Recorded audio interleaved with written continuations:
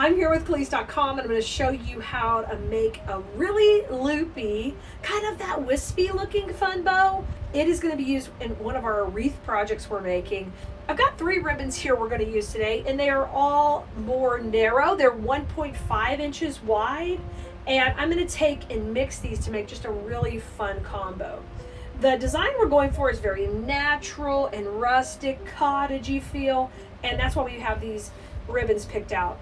Now we've got one here with a nice, like, it's got a rough texture, and this one is flat, but it's got on that burlap background with this little bit of zigzag rickrack. It gives it that kind of that country feel, really classic. And then one of my favorite ribbons to use is a window pane, and this is a really pretty fuzzy window pane that we can use at Christmas time because it's got this neat texture. And I'm going to layer that in just sheerly for the texture and the depth and the drama because it's a really dark red. Let's start off with our stripe in the background. Load up your Easy Bow Maker, and if you don't have an Easy Bow Maker, we've got a link for you to grab one. We're going to do these tails at 8 inches. So I'm going to come in at 8 inches, and I'm just going to leave that tail cut at an angle. That's fine right there. And have that kind of tail go up. Now, we're going to have all these loops very loopy. So keep a nice curve to it out at 6 inches, and then I'm going to twist. Everybody stay in 6 right now. 6 inches, twist, right hand goes forward, left hand goes back, and we're gonna keep doing that. Let's do 3. We're gonna do 3 of the stripe, because this gives us this really, really neat texture to our bow. So I've got 2 on that side, now I'm starting my 3rd go round, and everybody's about 6 inches, and I'll measure it up, and now I'm gonna have this tail kind of come down at 8 and just cut that at an angle. Now I'm going to take and fluff all these out. Look at that, and tails up and tails down. I love, love, love what we got going. So a great base to start this bow. Pop that off, and now we're going to come in with our window pane. And this window pane is lightly wired, so it doesn't have like a really thick wire. It gives you that floppy look, which is super fun to put in here. So I'm going to put this tail in right at the top. And you can see how this is picking up this really, really cute deep red. And we're going to put these in at 6 inches.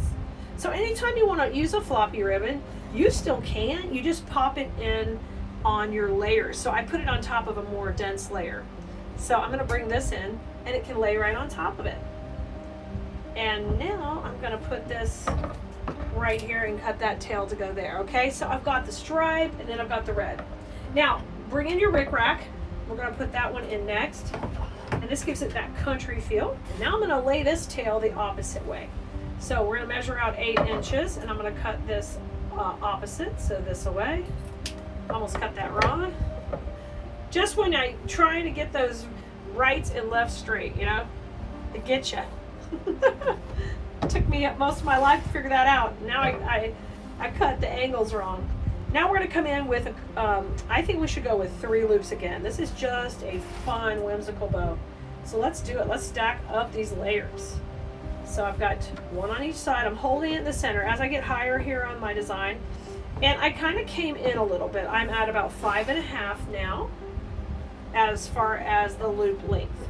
Okay? I'm going to bring this in. If you love making bows like this and you want to learn how to add these things and create more designs like this, we would love to have you in design school, where I teach bow making, wreath making, swag making, all things floral design, arrangements, all of that every week. Come and join us in design school. If you are a design school member and you are watching this, you know, let people know what you think about class and what are some of your favorite things you enjoy when we're all together learning. Now bring your next layer back. Guess what? One of my biggest tips is you bring the ribbon from the back to the front, and we let this be really super loopy and fun. So I'm going to put this tail on this side, and now I'm going to make it a little shorter, so it'll be about 6 inches on this tail, because I want it just to kind of pop towards the center. And now we're going to put our last little pop in about 5 inches and twist. And this is like the ultimate funky bow, where we layered up a bunch of layers. You see how we got these pegs so far apart because we've got so many loops. Those of you who are OGs, you are Bloom Room OGs. You know this is 3, 2, 2, 1. That's the layers of the bow. 3 loops, then 2, then 3, and then 1.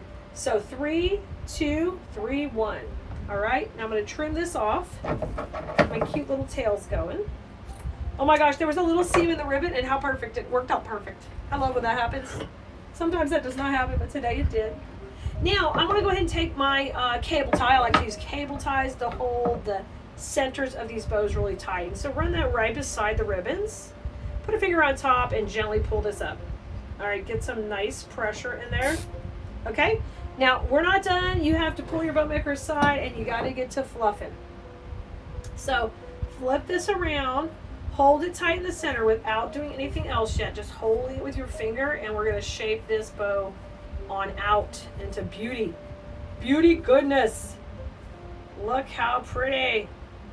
And I'm going to shape her out. And so I start layering up the layers where I want to do. You see all the dimension?